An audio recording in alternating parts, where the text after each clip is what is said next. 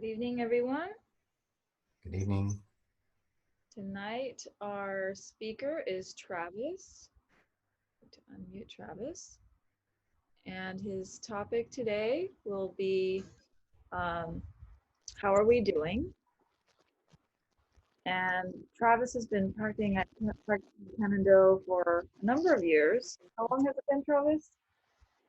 Since you've been at Canada? About 6 years.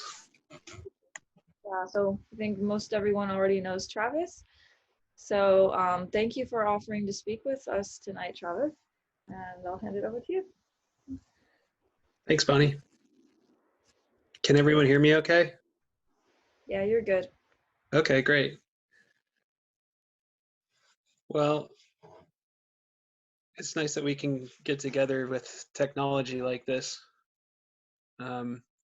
It's a difficult situation, and it seems to continue to deepen. And many people have died and left us. And we're physically separated from people that we love. And we want so badly to see and to physically hold. There's no shortage of struggle and suffering. And that goes on even with our best interventions and efforts. Our inherent need for sources of truth and connections creep into more personal aspects of our lives.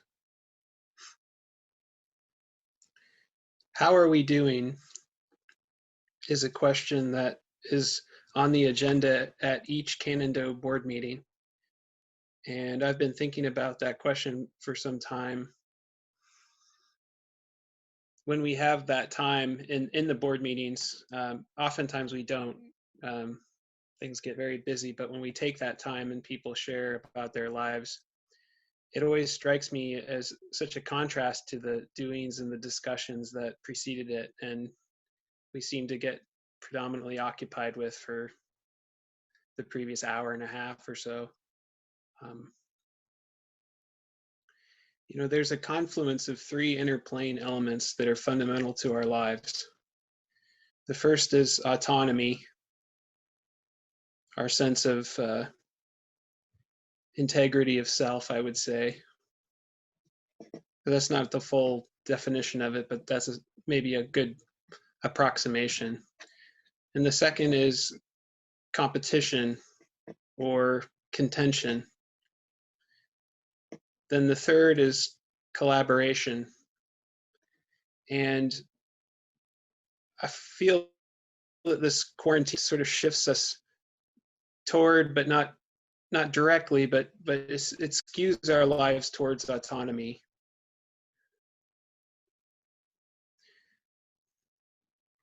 But that's somewhat oblique to this practice, which is also living with those contradictions and accepting them and letting them be, which is one of the most human activities that there is, living with those contradictions.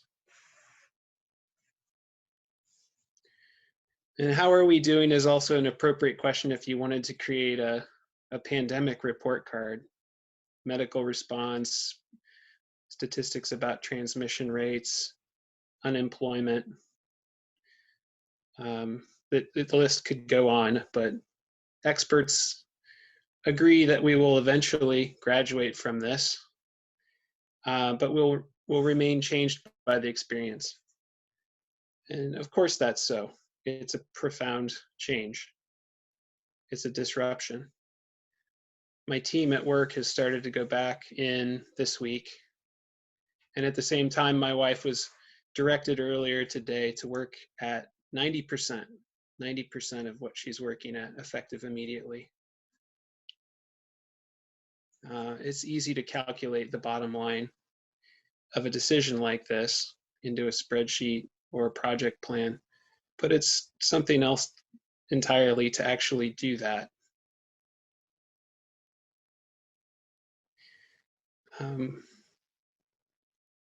With our solitude, it occurred to me that this question stands as a checkpoint to leave the realm of the doing the sort of "are we getting things done" question that can nag at us.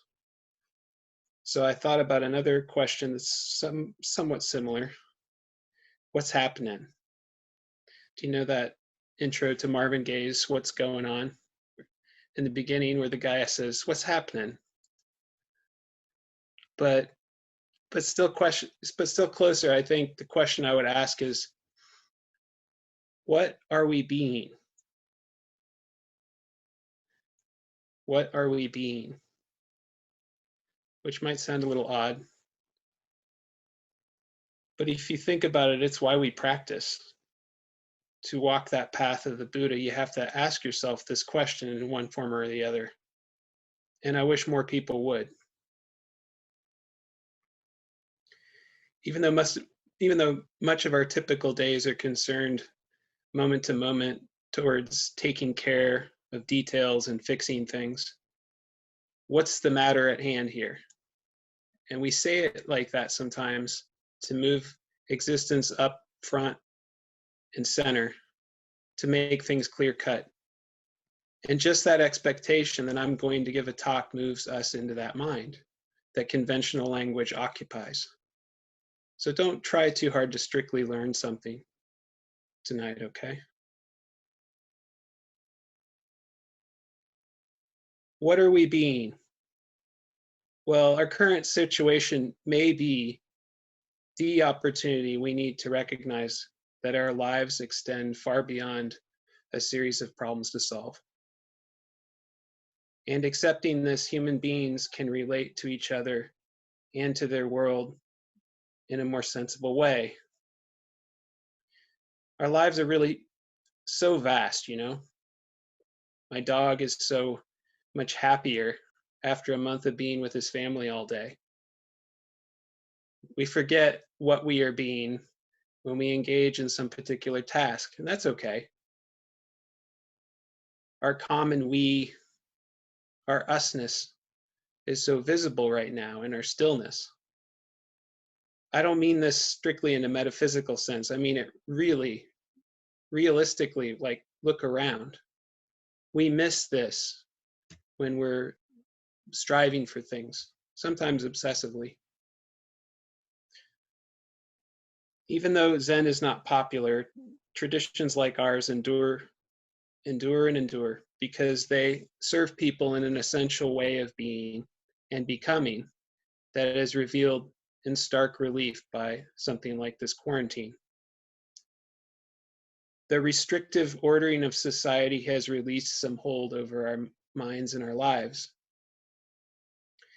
The thieves of humanity appear, at least temporarily, at bay, and nature has been there for us all along. I sit in my yard now. There's a perfect spot out there for me and my dog. The best time is at dusk. I was up on the Sierra snowpack with him on Sunday, and I thought about that snow melting on one side of the Pacific divide and on the other, and what would happen to that water. Quietists have been around in various forms and in every major religion throughout history, and routinely with some difficulty from the establishment. I've been impressed with the Christian Quakers who have some traditions that might seem familiar to us. They meet in plain rooms without pulpits. They refer to their silent meetings as hearing God's still small voice. There are no readings or sermons because Quakers wait for God's guidance. And value then is placed upon spoken messages that come from the heart and are prompted by the Spirit, although silence is also valued. One measure of any community could be what you are capable of sharing, even voicing what you're not sure you can say, and what you're unsure others can hear. And those two concepts are not distinct. Our Zen tradition is heavily influenced by perhaps the most well-known quietism tradition of all, Taoism. When when times are good, I sometimes get lulled into feeling that we never need that much external oversight. But there are several chapters in the middle of the 2,500-year-old Tao Te Ching that approach the subject of human governance, and this is one of them. A great nation flows down to be the world's pool, the female under heaven. In stillness, the female constantly overcomes the male. In stillness, takes the low place. Therefore, a great nation lowers itself and wins over a small one. A small nation keeps itself low and wins over a great one. Sometimes the low wins, sometimes staying low wins. A great nation desires nothing more than to unite and protect people. A small nation desires nothing more than to enter the service of people. When both get what they wish, the great one should be low.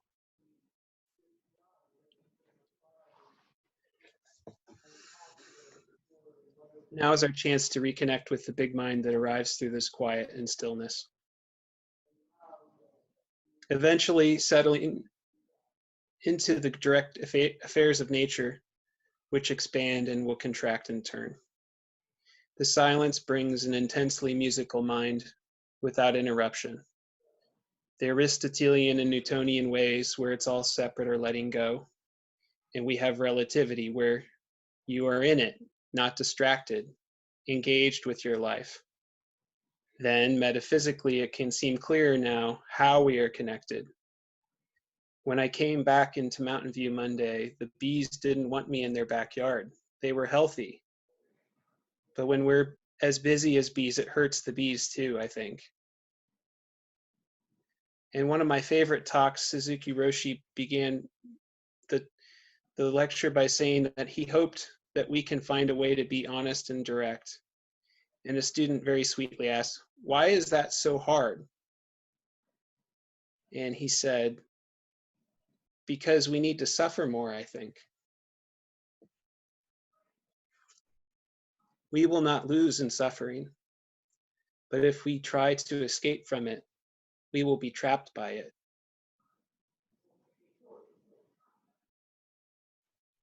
Another way I heard this idea expressed last week is you can change who you are, but you can't run from yourself. Our practice supports us in this way, to stick with it. When we are still, we have a chance to accept ourselves.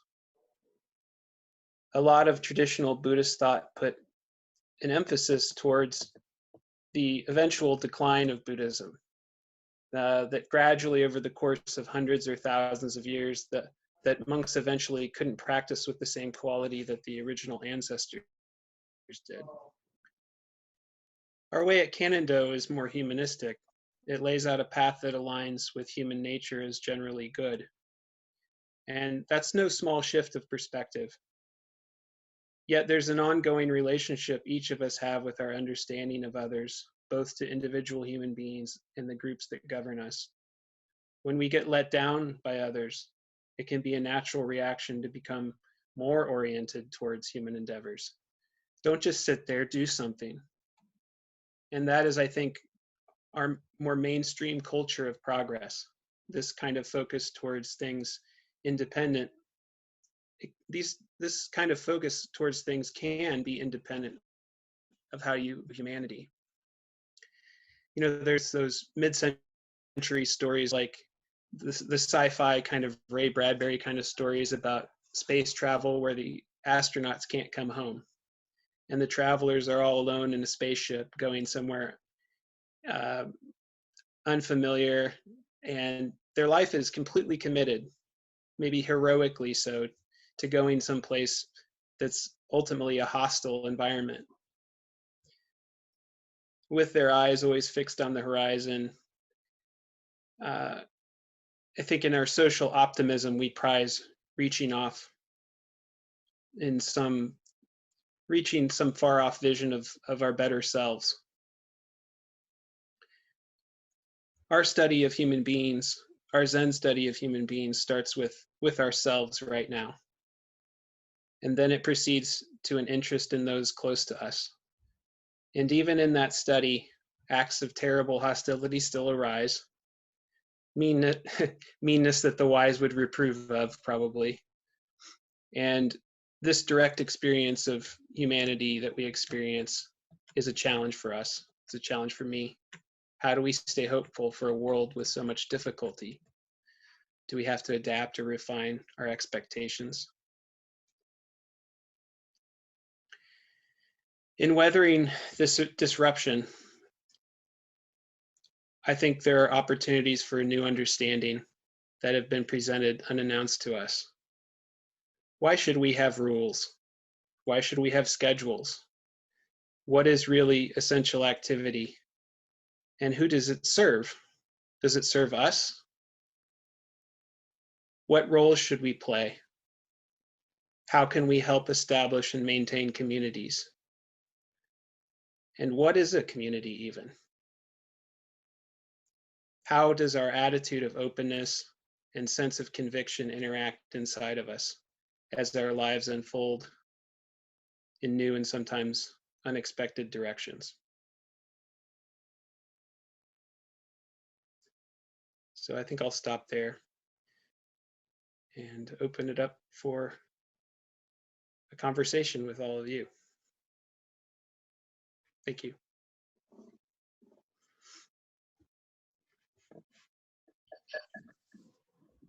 Thanks, Travis.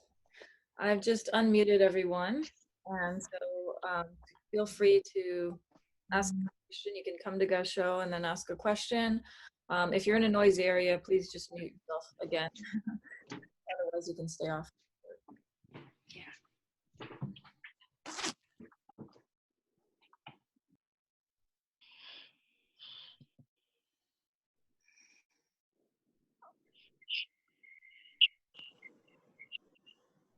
So it can be questions or comments. I have a comment. Elizabeth?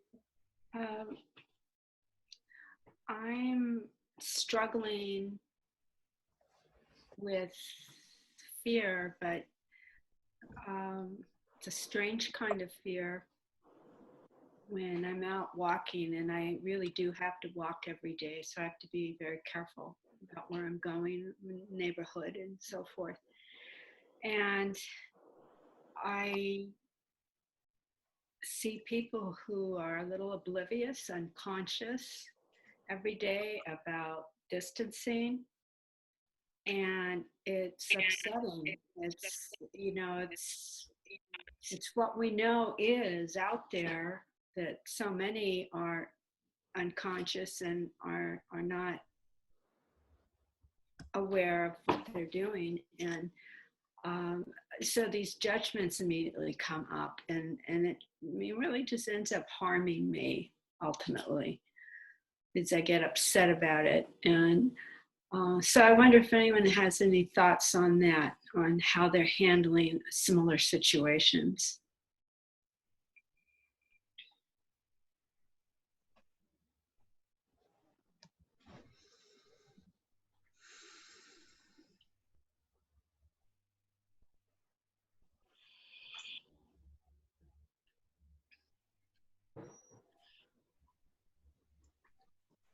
I guess I can say that I think about this topic quite a lot because, you know, on one hand, we've had a lot of restrictions placed upon us, but then on the other, it's a disruptive time, and there is a whole range of human competence out there, ability to manage and adapt, and then our own ability to be compassionate with ourselves and with others, because the fear is ratcheted way up, and none of us know how this is going to play out. So there's an uncertainty as well.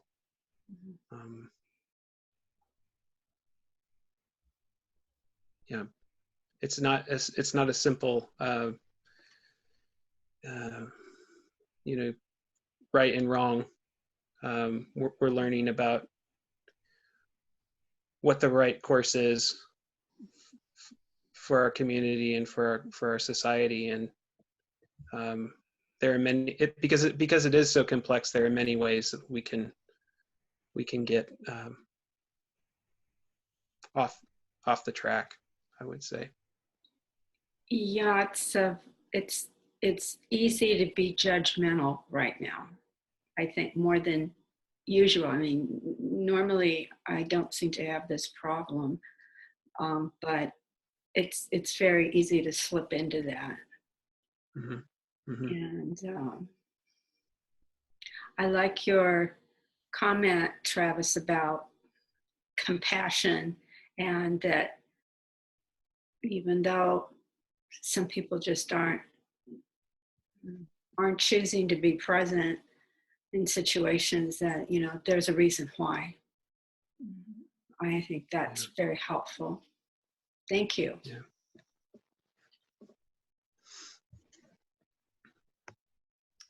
Teresa, I think. Yeah. Yes, thank you. Sorry, I am in the darkness.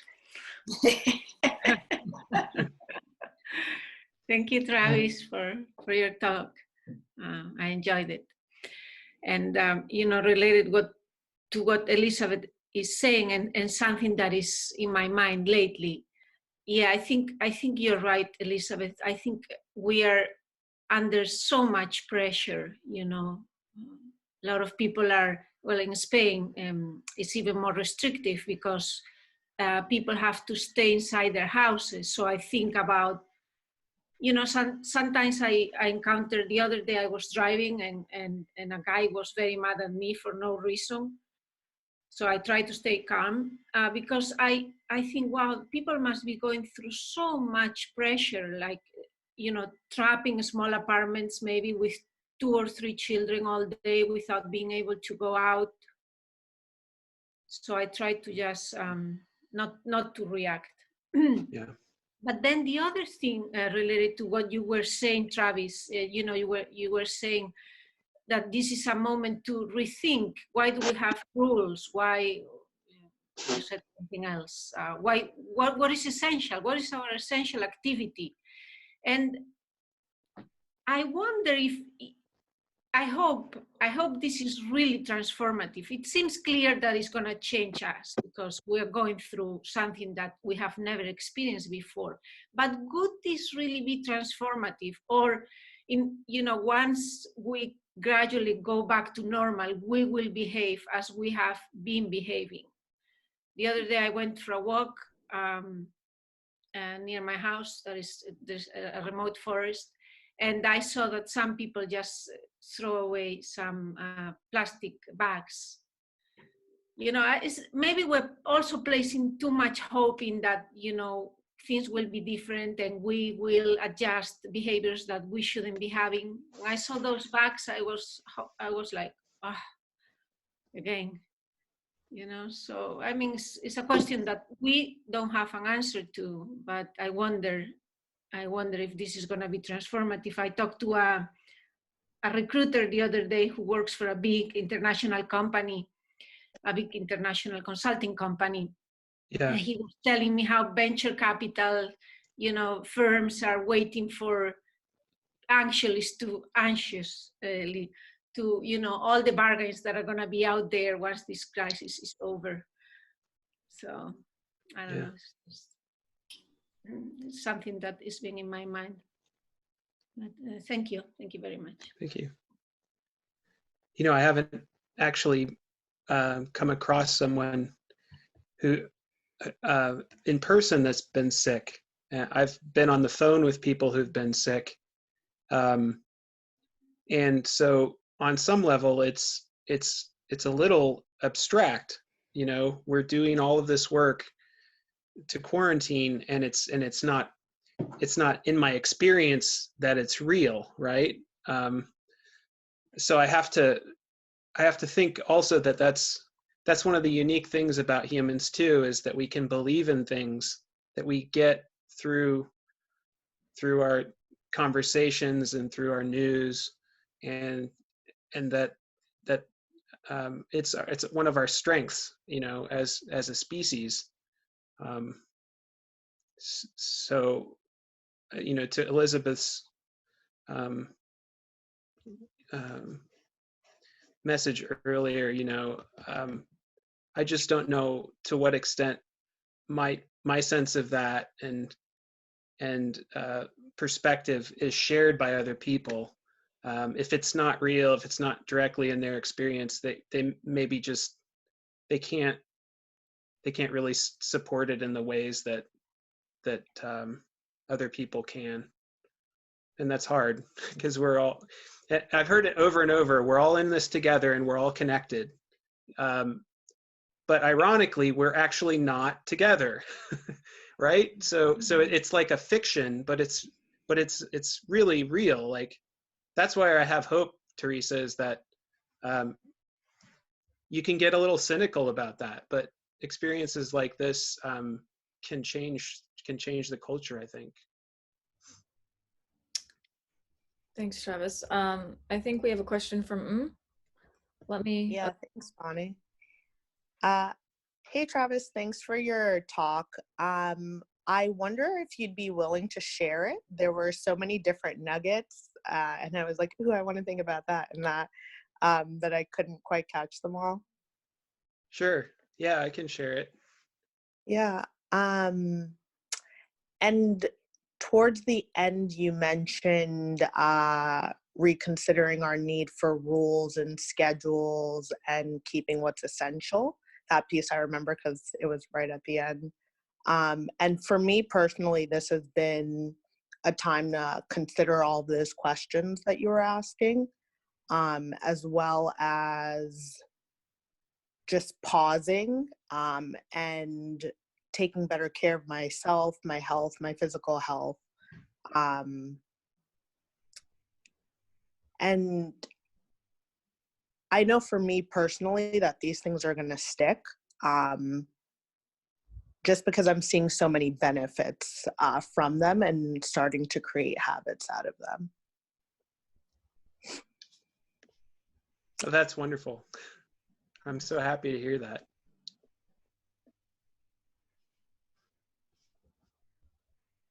Thank you. Thank you.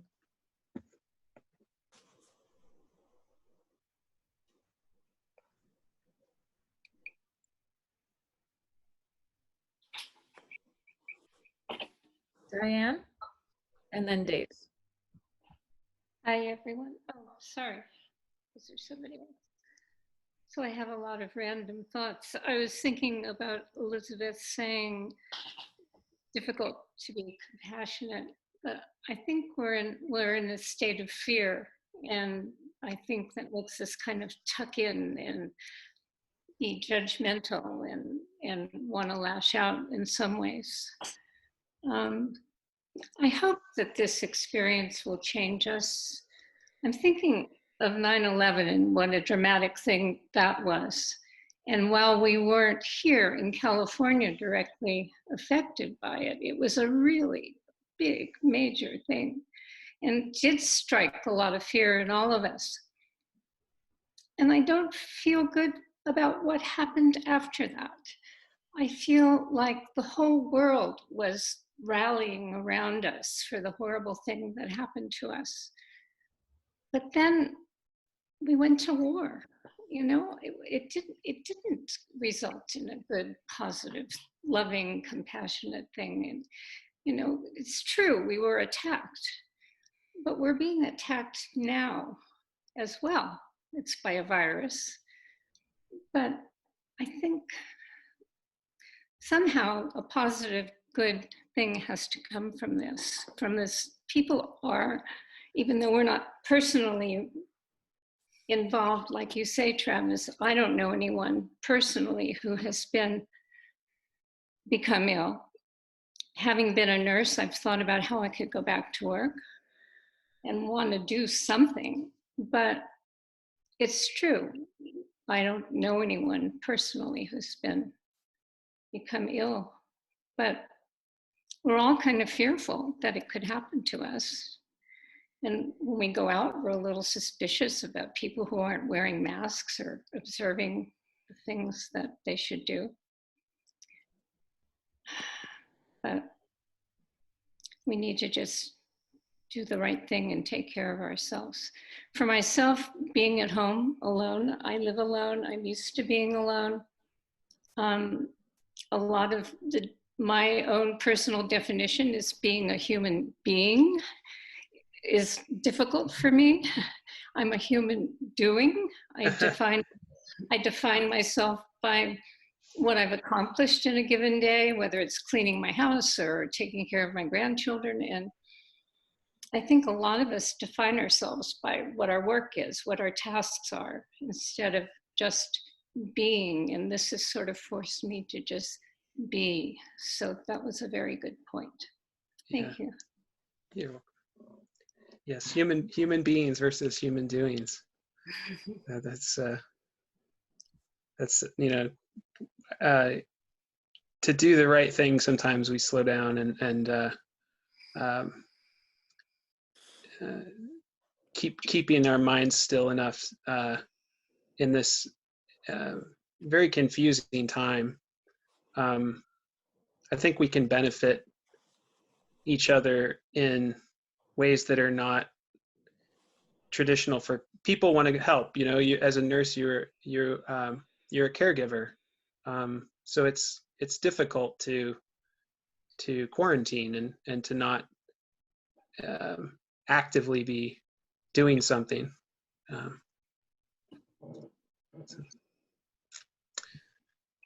It's unfamiliar, but I still feel like the world is a healthy place. Yes, there's this virus. We've had viruses before, maybe not in living memory like this. But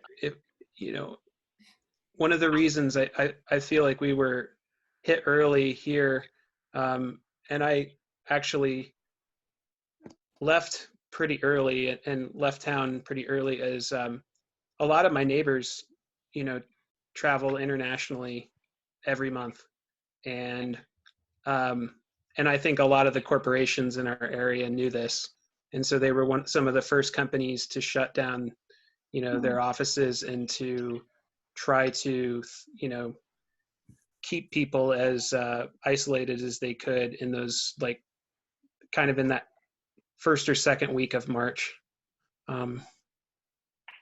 which, it's really a testament to the kind of information that we had, that maybe we underestimate the good that it probably ended up doing, that it wasn't, that the problem hasn't been worse than it is. Thank you. Dave? Well, yeah, what Diane and Travis just said leads right into what I was wanting to say, which is I think there are a number of ways that this experience could have some benefit to it. Obviously, there are a lot of downsides to this. I mean, there's a lot of sickness, a lot of death, a lot of suffering, both physical suffering, and also there's going to be a lot of economic suffering. And the whole idea that we're all in this together and trying to cut down on the spread of the virus and everything, that's something that you hear all the time. There's another aspect that we've been talking about, and I don't think it really gets any attention at all in the public discussion that I've heard so far. And that is this idea that maybe this can shift focus a little bit away from the frantic, fear that you're not doing the top thing on your to-do list right now, and that you've got to be frantically doing and accomplishing all day long. Travis sort of summarized this with the old saying, don't just sit there, do something. And some of you may be familiar with Sylvia Boorstein's book on meditation. The title is, Don't Just Do Something, Sit There. And I think that's a lesson that some of us may very well take away from this experience, but I certainly don't hear it discussed at all in public. Thanks.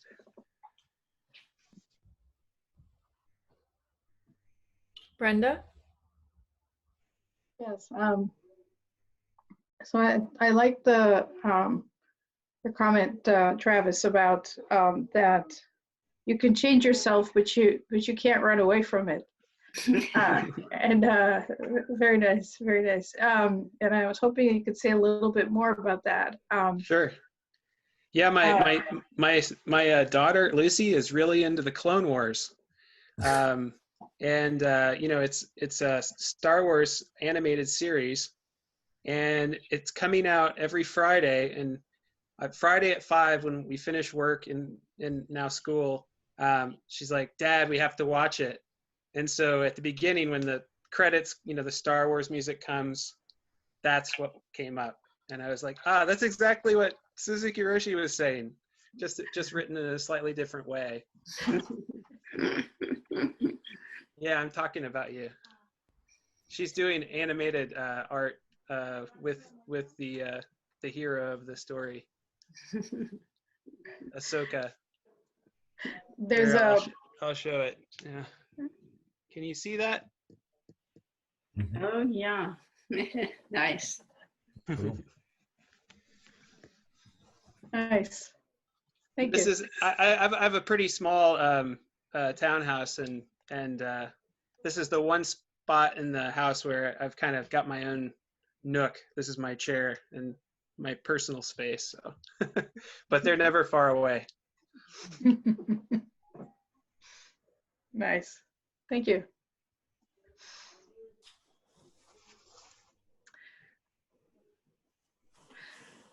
There's one more thing I'd like to share about something that my boss said, which was sort of interesting. I'm still trying to figure out what to think about it. But he's a very intelligent man, and has multiple board specializations in 4 different kinds of medicine. And during our last town hall meeting, he says, including intensive care and all of that. And I don't know if some of you might have read recently that people, that the whole intensive care and intubation and all of that is being totally rethought for the corona crisis and the corona patients. But he said, we're only beginning to date this virus. He says, we're only in the dating phase with this virus. And yes, we can beat it, but we're going to need to become very intimate with it before we do. And I thought that was a very interesting analogy. And I was a little bit thinking also of this kind of issue of our problems, that, you know, that what you were saying, that we can change, but we can't run away from it, that maybe that we need to become very intimate with our problems before we can get beyond them. Yeah. Yeah. The difficult path that you know, sometimes when you're sick, you've got to put up with you got to suffer a little bit to actually get healthy again. Is that? Yeah. Is that yeah. Because I think the intellect just wants the quick and easy solution. And if I think about like my last month or so, as much as I yearn for that sort of real existence, the digital life of looking at the news, of constant meetings, the sort of squeeze that happens with work, and I'm lucky to be working, but at the same time, it's like it's been a kind of distortion where, you know, my daily life is turning more social, not as deep, not as committed, and I think it's a kind of unhinging, where I think we know that, like, and this is what I was trying to say earlier, that this is a real opportunity to kind of get deeper and to coexist with each other on a level that's beyond the intellect, that intimate level. Thank you. Did you have another question? Yeah, Travis, you just reminded me when you said work. Earlier, you mentioned that your wife was asked to work 90%. I didn't understand the implication. So was it that it's a positive thing and they're asking her to take care of herself, or is it that some employers are trying to limit the amount people are able to work? They're trying to. I think they're trying to limit the amount that people are going to work, because they just don't. They're uncertain about what the quarterly expenses are going to be relative to earnings and things. So yeah, it's a funny thing because we work, and I can sort of imagine half time, and I can imagine even 3/4 time. Like, there'd be a little bit of a modification to the schedule, but 90% is a little tough because, that's pretty close to the, you could just say, well, I'm going to cut your pay by 10% and be honest about it, Yeah, that sounds pretty bogus.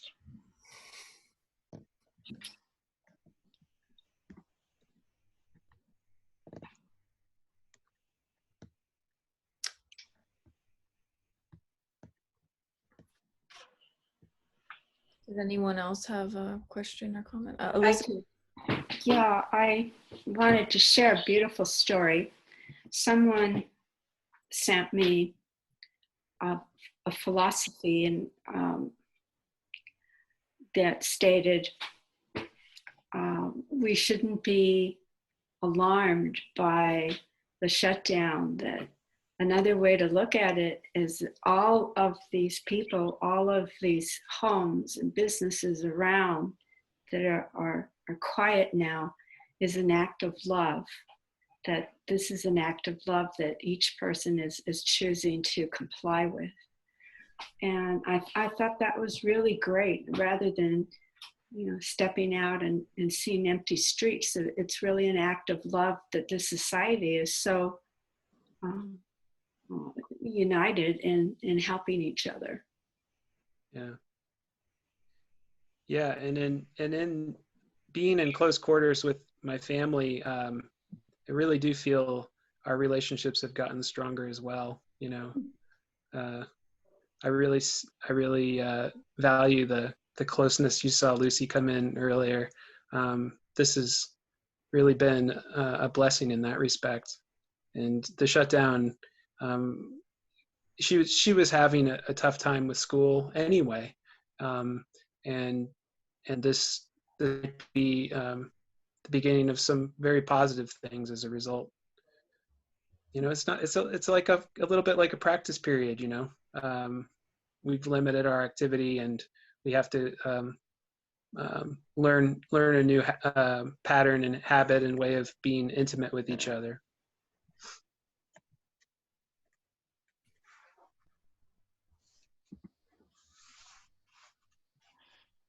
Right.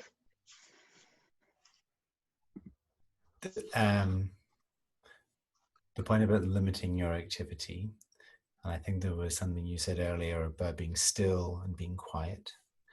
I will give you still. Quiet, I'm not sure is exactly how I would describe my domestic situation at the moment. And I think this one, on one level, this has contained everybody physically, and so there's some commonality there. What you're trying to contain and how, what's the word I'm looking for, porous that barrier is to the outside world, I think is highly variable. And so for me, I am still working. Work is busy. It can totally reach me at home, and it's successful in doing that. My husband is still working. He's very busy. Both our kids are home. They are just as active as ever. And so it's not like there's more breathing space. That's definitely not, I think I hear that from some people's experience. But there is an element of like stillness in one sense, in that I think actually, as if I think back to the pre-lockdown situation, moving out of the house, going to work, sitting down and having breakfast, that's actually one of my like most quiet and contemplative parts of the day. And then you kind of bounce from here to there, from there to your desk, there to back to work, and you're kind of moving between different situations all the time. And they're kind of balancing each other out in some way, or you're kind of trading off one kind of work or stress or expectation for another one. And then when you are sitting really still, physically still, but still all of these expectations and pressures are reaching you in the same place at the same time, you actually start to see them all together, feel them all together. And on the one hand, that's kind of overwhelming. Then on the other hand, if you can actually kind of sit still in the middle of it and see it all for what it is, it's quite testing, I think is maybe the word. But it's a different perspective. And instead of kind of escaping from one to the other, maybe you actually try and sit upright amongst it all, face it all at once. Mm-hmm. So I make it through all this. Functioning person. I think that's another kind of silver lining.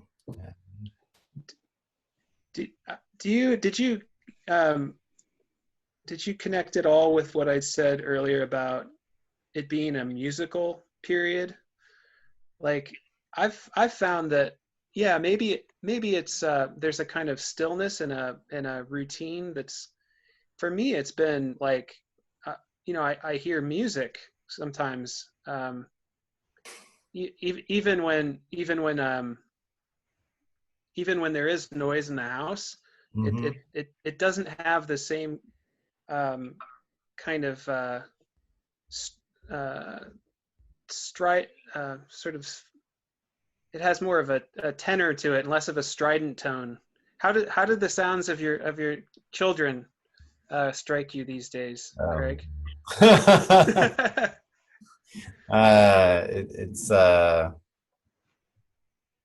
It's a patchwork of different genres and paces. There are definitely some kind of happy musical moments. We do have outside space that we can go and play with, and sometimes it's amazing. The kids are 4 and 7, so they're kind of able to play with each other at points, and they do have these magic little moments when you see these little people doing their thing and inhabiting the world. There are then other moments when we're all just kind of at each other, and you're trying to get work done, and they're kicking and screaming. And, it's very of intense overlapping of everybody's needs and desires all at once. That's a cacophony. Yeah. Maybe there's a heard that for a cacophony. A music. Yeah. There is also literally music in the house, though, and that's quite nice. I think you also talked about kind of intimacy. I think was another thing you were using there, Brenda. That kind of came to mind as well. There's definitely a lot of intimacy involved with each other, with these kind of overlapping demands that are placed on you, all suddenly seeing and feeling them all at the same time in the same place maybe helps to become more intimate. Mm-hmm. Mm-hmm. Thank you for your talk, Travis.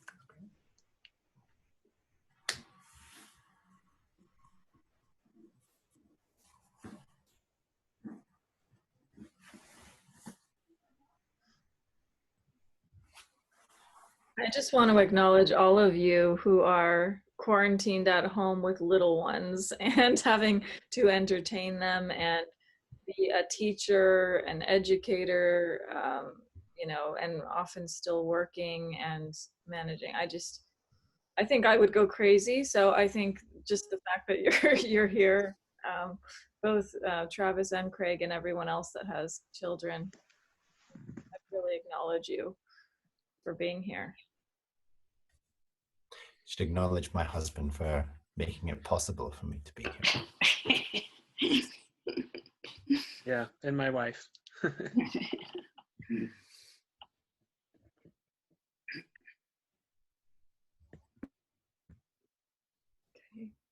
Any last questions or comments?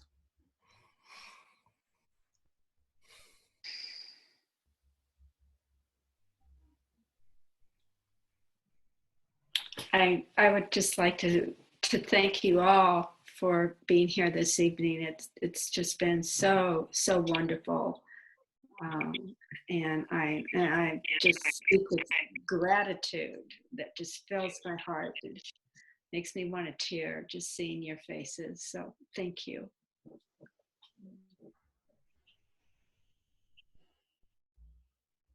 Thank you. Um, okay, no questions, right? Okay. No questions, right? Okay. Oh, I'm getting an echo. So I'm getting an echo. Let's see, where is it coming from? Oh, there we go. Okay. Thank you, Travis, for your talk tonight. And very good discussion. Quick announcement. This session is recorded. All of our Dharma talks on Wednesday nights are being recorded. So if you have any question that you would like removed from the recording before we post it, please let me know as soon as possible, because this is recorded, both the video and the audio. So that's it in terms of announcement. Oh wait, there's one more announcement. This coming Saturday, we're having a board meeting. So everyone's welcome to attend. It's not mandatory, but you're welcome. So the schedule is going to be normal, except we might not have the last sitting at 9:30 on Saturday, because we're going to have the board meeting at 8:30 a.m. It just works best with everyone's schedule. And if the board meeting goes longer than 1 hour, which I anticipate it probably will, it would probably push out that meditation. So it's going to be the same Zoom number that we have for Saturday program. We'll still have meditation at 5:30, at 6:20, and service at 7. It'll be the well-being. Oh wait, no, sorry. Well-being is 2 weeks from now. It'll just be a regular service, and then we will have the board meeting at 8:30. So you can join for all or parts. You can join for one meditation. You could join just for the board meeting. For those of you that don't know, the board meeting is where we just discuss how we run things at Kanendo. So there will be a lot of discussion around, how we taking care of the facilities, volunteer groups, programs at Kanendo, adjusting to move everything online, just kind of logistics and things like that. So we're always welcome to the whole Sangha for your input and ideas. Does anyone else have any announcements? All right, I think that's it.